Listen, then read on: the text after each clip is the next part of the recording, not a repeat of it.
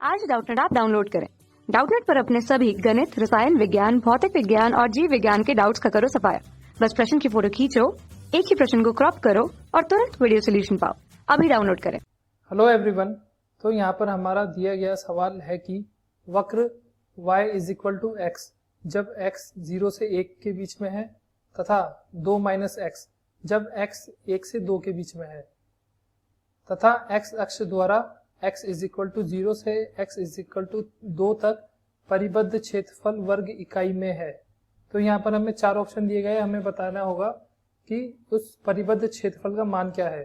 तो यहाँ पर हमें सवाल में 2 तरह के वक्र दिए गए हैं, तो हम इन्हें सबसे पहले हम इनका रेखीय आलेख खींचेंगे।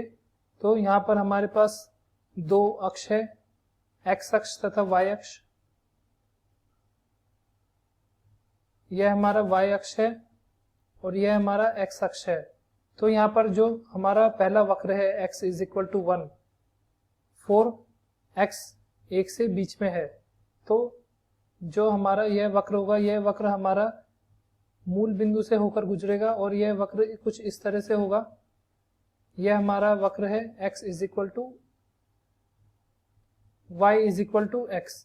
और जो हमारा दूसरा वक्र है y is equal to 2 minus X, यह वक्र कुछ इस तरह से होकर गुजरेगा कि अगर हम जो हमारा दूसरा वक्र है, वक्र हमारा दूसरा है y is equal to 2 minus X, तो यह भी एक सरल रेखा होगा।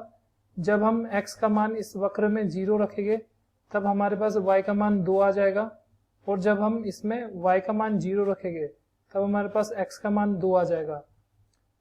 तो इसका अर्थ है कि यह 2 बिंदुओं पर टच करेगा।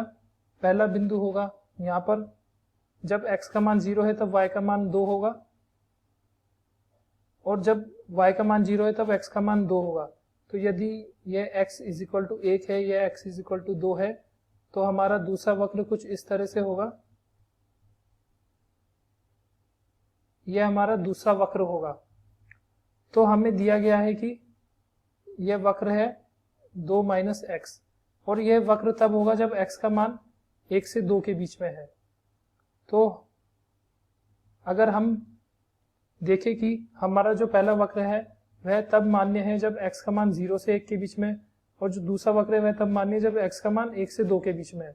और हमें इन दोनों वक्रों तथा x अक्ष द्वारा परिबद्ध क्षेत्रफल ज्ञात करना है। तो जो वह क्षेत्रफल जो इसका मान हमें ज्ञात करना है, वह क्षेत्रफल यह होगा।